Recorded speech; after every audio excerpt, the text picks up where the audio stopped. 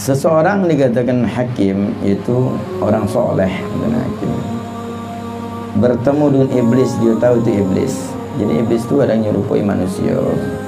Dari jingoan orang tertentu bisa nyingok. Iblis tadi maling, mencuri 4 keledai. Dan 4 keledai itu, setiap keledai itu ada bawaan, kalau bawaan dari punggung keledai itu. Kemudian orang soleh tersebut bertanya kepada iblis, fasalau anti jarati, apa dia yang kau dagangkan?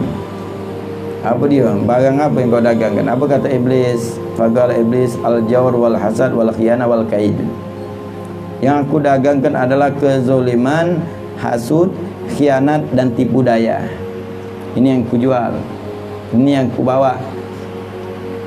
Kemudian seorang berkata, galau wa maistariha, siapa yang nak belinya? Yang kau jual itu siapa yang nak belinya? Kau jual dengan siapa itu? Maka iblis mengatakan, al-jawr li salatin, kezuliman itu dengan para sultan-sultan, para pemimpin, para pemimpin jual, dijual. Jadi kalau misalnya para pemimpin yang dia zolim itu, dia sudah membeli dari iblis. Dinjuk iblis adalah barang dagangan iblis yang dia pakai, yang dia beli, dari kezoliman. Kemudian hasud. Hasud ini dijual iblis dengan siapa? Siapa pembelinya? Al-hasadu lil ulama. Hasud itu dengan dijual dengan ulama. Maka penyakitnya ulama itu adalah sifat hasud. Kalau nyingok yang lain lebih top, yang lain lebih hebat, yang lain lebih timur, mulai ada hasud. Makanya kalau ulama menghilang, sifat hasudnya hilang, itu mereka selamat daripada. Oke, bagaimana dicontohkan guru-guru kita? Mereka selalu satu. Mereka tidak bersaing. Mereka berlomba-lomba di dalam kebaikan. Mungkin baru-baru ini kita tahu, kita kenal bagaimana pada saat Al-Habib Umar bin Hafiz, guru kita, pada saat itu kan mengkon Al-Habib Abu Bakar masyhur untuk ceramah. Kata ceramah, saling sulung untuk ceramah. Kata saudara Al-Habib Umar menyatakan, sudah sama baik engkau, ya sama baik, yang aku sampaikan juga sama engkau baik. Maka akhirnya Habib Abu Bakar yang berbicara. Abu Bakar yang ceramah. Abu Bakar menyatakan, sesungguhnya aku kepengen datang sini untuk mendengar nasihat dari Al-Habib Umar. Tapi Habib Umar menyatakan untuk aku berbicara. Dia ngomong bahwa omongan kami ini cuma sikok, sama baik. Memang benar dikatakan Habib Abu Bakar ni, kami ini satu, tujuan kami satu, omongan kami satu, nasihat kami satu, tidak pecah. Hilang sifat hasud, tidak saling hasud. Siapa yang nak ngetop nain ini, maka kalau sudah ulama dia punya sifat hasud, ini bahaya baginya.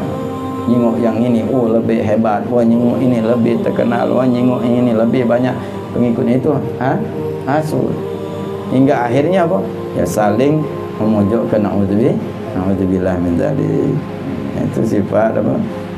Barang dagangan iblis. Wal khianah, siapa pembeli khianat ini? Berkhianat. Siapa yang belinya? Dikatakan iblis, wal khianatu litujar. Khianat ini yang membelinya adalah para pedagang. Dia khianat. Barang yang tidak bagus dikatakan bagus. Dia nipu. Ini adalah khianat. Jadi ini pedagang yang membelinya. Dia beli dari iblis. Takut, ditakut-takut iblis, kerugian, hingga akhirnya berkhianat. Naudzubillah min dzalik. Jadi kalau dagang jangan berkhianat. Ya, dagang bagaimana Nabi Muhammad sallallahu alaihi wasallam, sahabat Nabi Muhammad sallallahu alaihi wasallam berdagangnya. Bagaimana berdagangnya? Dia selalu menunjukkan yang mana aib dia tahu, yang mana rusak dia tahu, rusak, jujur di dalam berdagang. Kemudian al-kaidu, tipu daya kepada perempuan. Makanya hati-hati, laki-laki mudah pagaan dengan betina yang bukan mahramnya, kena tipu daya betina, bahaya. Berapa banyak orang yang celaka gara-gara betina. Celaka dia, hancur dia gara tipu daya. Maka digunakan kadang-kadang perempuan itu. Kalau zaman-zaman dahulu Bani Israel, mereka menggunakan kadang-kadang perempuan itu senjata. Bagaimana mereka guna? Ya untuk tipu daya, untuk biar bermaksiat. Zaman dulu itu. Tapi ketika berhadapan dengan sahabat Nabi Muhammad sallallahu alaihi wasallam yang mereka mahabbahnya hanya dengan Nabi Muhammad sallallahu alaihi wasallam, ini tidak terpengaruh dengan hal itu. Jadi di antara senjata mereka itu pada saat pembebasan Baitul Maqdis setelah peperangan selesai, terakhir peperangan besar selesai yang dipimpin oleh Sayyidina Amr bin As, pada saat nak memasuki, selesai pasukan mereka kalah, maka nak masuki Palestin, di antara menunggu Sayyidina Umar ibn Khattab. Sahabat pada saat masuk mereka siapkan perempuan-perempuan yang cantik-cantik mereka, supaya apa disiapkan itu? Biar sahabat bermaksiat, tipu dayanya itu. Kalau sudah maksiat, Allah Subhanahu wa taala tidak memberikan pertolongan. Mereka akan kalah secara otomatis. Tapi sahabat Nabi Muhammad sallallahu alaihi wasallam luar biasa, mereka didikan Nabi Muhammad sallallahu, mereka tidak pengaruh sedikit pun. Tidak pengaruh tengok perempuan betina-betina muka cantik, mereka tidak pengaruh. Mereka masuk di Baitul Maqdis, mereka bebaskan Baitul Maqdis. Itu zaman Sayyidina Umar ibn Khattab radhiyallahu taala anhu.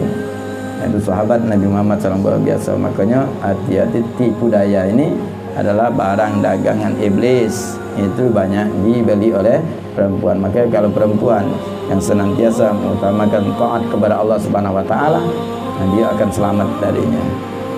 Jangan menuruti hawa nafsu, karena perasaan perempuan dan hawa nafsunya lebih daripada akalnya.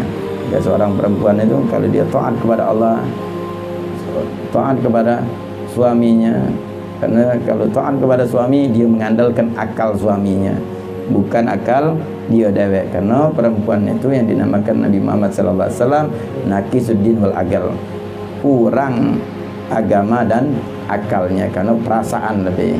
Lagi kalau seorang perempuan itu dia mengandalkan akal suaminya, dia akan selamat daripada barang dagang iblis itu, tipu daya. Mudah-mudahan Allah Subhanahu wa taala selamatkan kita dari segala macam hal-hal yang menjerumuskan kita ke neraka-Nya Allah Subhanahu wa taala. Mudah-mudahan Allah Subhanahu wa taala senantiasa bimbing kita untuk mendapatkan keridhaan Allah Subhanahu wa taala, dan Allah Subhanahu wa taala berikan kepada kita mahabbah, kecintaan kepada Allah, kecintaan kepada Nabi Muhammad sallallahu alaihi wasallam sebagaimana Allah berikan kepada kekasih-kasih Allah Subhanahu wa taala kepada sahabat Nabi Muhammad sallallahu alaihi wasallam. Mudah-mudahan kita senantiasa mencintai Allah, mencintai Nabi Muhammad sallallahu alaihi wasallam, mencintai sahabat Nabi Muhammad sallallahu alaihi wasallam, mencintai keluarga Nabi Muhammad sallallahu alaihi wasallam, dan mencintai pewaris Nabi Muhammad sallallahu alaihi wasallam hingga kita kelak di hari kiamat berkumpul bersama Nabi Muhammad sallallahu alaihi wasallam di surganya Allah Subhanahu wa taala.